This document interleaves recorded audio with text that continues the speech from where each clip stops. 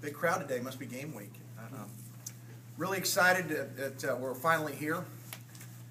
Our guys worked their tails off since January to get to this point, and really excited about the opportunity to play the defending Big East champions. A team very, very similar to us. You know, won 9 games a year ago with the first-year head coach. They're a very physical team, and we know it's a big, big challenge to have them come to Bulldog Stadium, but we like the fact that they're here. So with that, answer anybody's questions.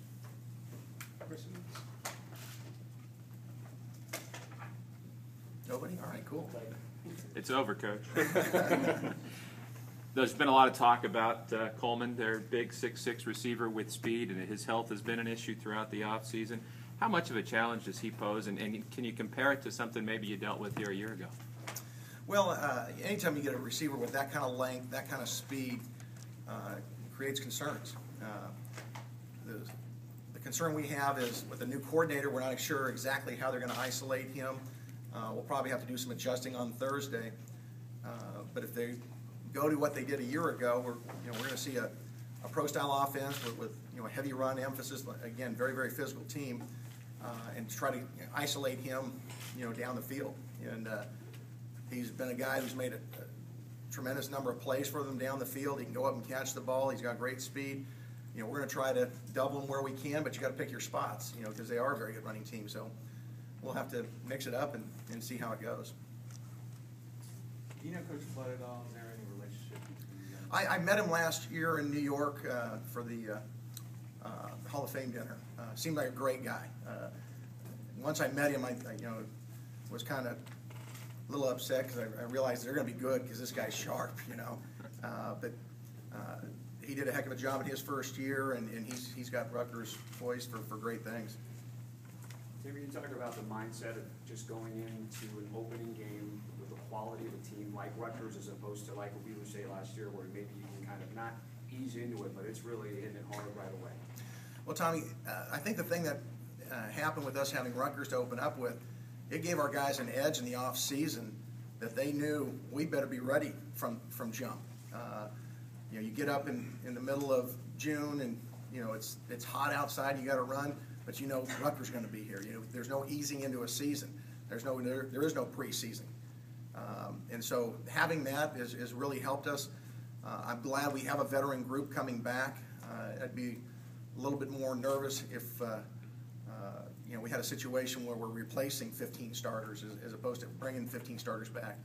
But anytime you get a BCS team to come to Bulldog Stadium, I think it's huge, and hopefully our fans, the Red Wave, will respond and fill it and put a little bit of pressure on them. Coach, last year, one might say the biggest obstacle or challenge was getting buy-in from the players and as well as implementing new systems, offense and defense. What would you say is the biggest challenge to build on your success this year? Well, I agree. Anytime a first-year staff comes in, buy-in's huge. And I don't think it happened immediately, but through the season, our guys saw the success and the buy-in, happen. I think now the biggest challenge is can we make that next step? Where I've been, throughout my career, the second year in a system, if you have a lot of returning starters, you ought to be better. You ought to play faster. They understand the process. And so our challenge is to push a little bit further than where we were a year ago, and we've done that through our off-season program. Our guys, the buy-in factor is even stronger. We've got great senior leadership, and I'm excited for Thursday night to see it all come together. Coach, get your thoughts as Derek Carr as a Heisman candidate? Well, I can't compare him to other people around the country because I don't watch them. I just know that Derek is extremely valuable to our football team. He's everything you want as a franchise quarterback. Not only is he one of the hardest workers on our team, he's going to do things right on and off the field, extremely mature, and he's got all the talent in the world. So those things will take care of themselves if we win each week. We're just worried about going 1-0 every single week, and I like having Derek to be there to lead us to that. Coach, do you find it difficult when you meet with fans and they want to talk about the possibility of Derek as a Heisman candidate, the possibility of another conference championship BCS game, but then when you're in the huddle with your team to say we need to focus on Rutgers first and not even worry about Cal Poly the next week? Well, this time of year nobody's played, so everybody wants to talk about the possibilities. And we've talked since day one about ignoring the noise. The only thing our guys are focusing on is that which we have control over, and that's Thursday night. And it's a matter of trying to go 1-0 every single week. And if we can do that and just have a weekly goal of going 1-0, all the other peripheral stuff will take care of itself.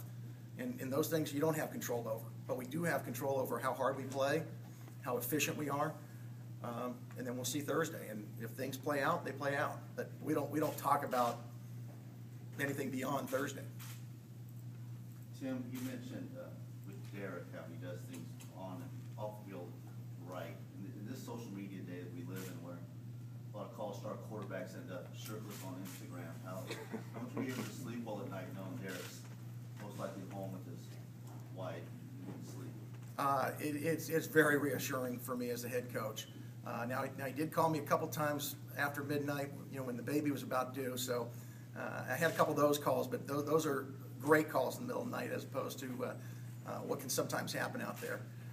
Again, he's extremely mature. I think growing up in his brother's shadow and emulating him, he's known what to do, and he takes it personally that I'm going to do the right thing, and he's an extremely responsible, mature young man, and that's why I think he's as good a quarterback as there is in the country. Not just because of the physical talent, which he has, all those things, but he gets the bigger picture, and that to me is the most important thing. Tim, you talk about, again, a quality opponent at Rutgers coming in terms of the Red Wave. Last year you guys had that amazing record at home. I think you guys averaged about 50, and the winning margin was impressive, and yet the numbers were in, low 30s, and it kept building and growing. What are your expectations for that all-whiteout game with the fans coming for this Thursday? Well, I think similar to our team, this community, it takes a little bit of time to have a buy-in, and hopefully people have gotten a chance to see the quality character of our team, the type of players that we have, and I think we put a pretty exciting product out there, especially when you play BCS conference opponents like Rutgers, a BCS conference champion coming in here. So I hope that our fans see that and realize we got a chance to have a great game, for them to watch. It's going to start at 7:30, so I think the sun will be down. It should be fairly comfortable in the stands. I know most Fresnans can handle upper 90s at night. I just hope everybody's here. I know our promotion staff's done a great job in getting the word out and trying to create a buzz, and hopefully the Red Wave will respond, because I know our players play at a different level when that place is rocking.